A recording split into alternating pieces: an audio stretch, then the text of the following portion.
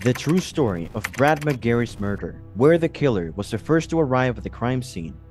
Join us as we uncover a complex web of relationships, deception, and betrayal that lead to the darkest secret of a small town. In May of 2017, a terrifying crime occurred in the sleepy hamlet of Bel Air, Ohio. Brad McGarry, a 43-year-old openly gay man, was found dead with a gunshot wound to the head in his own basement. When the police arrived, they met David Kinney and his wife Sherry, who were long-standing acquaintances of the victim. Everyone involved was stunned when Brad's body was discovered and the investigation into his murder began. When the cops arrived at Brad's house, they noticed signs of a disturbance. Authorities believe the heist was planned because newer phones, a large TV, and even money were discovered untouched on the floor. At first, the option of suicide was discussed. Brad's body was examined by the coroner, who confirmed the presence of a gunshot wound to the head. However, no firearm was discovered at the scene. Suicide victims frequently fall on top of their weapons, but there was no indication of a handgun in this case. The lack of a gun led the authorities to believe that someone else was responsible for Brad's terrible death.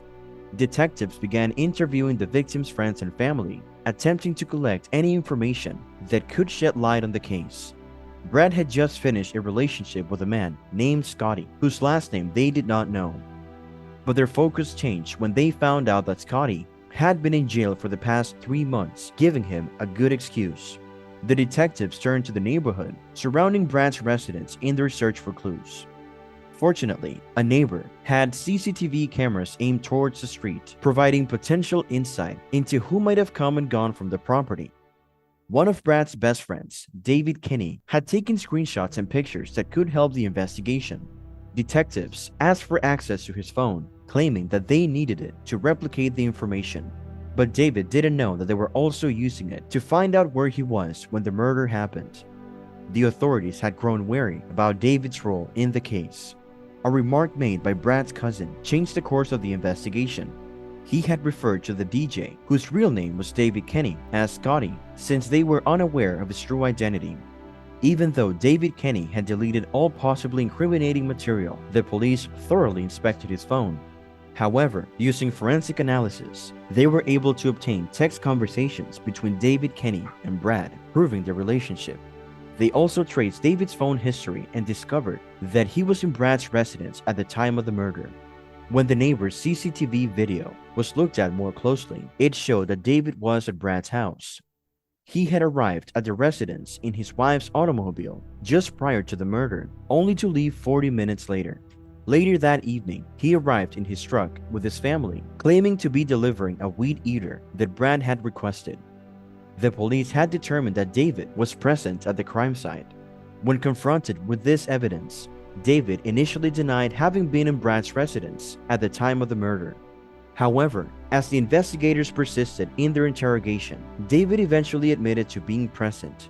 He claimed that the shot was unintentional, implying that he grabbed the handgun during a heated argument with Brad. They were aware that when people lie, they frequently hide their faces or show signals of embarrassment, especially when approached by the police. In order to get to know David and find out more about what really happened, the detective made up a story. He did this so that David would feel more comfortable talking about what really happened. Despite his initial denial, David finally admitted to shooting Brad while maintaining his not guilty plea. He asked for legal counsel, thereby ending the conversation. David Kinney was convicted of aggravated murder. Despite a quick apology in court, David made no admissions or explanations for his behavior. The judge condemned him to life in jail without the possibility of release, plus 3 years. Our video has come to an end.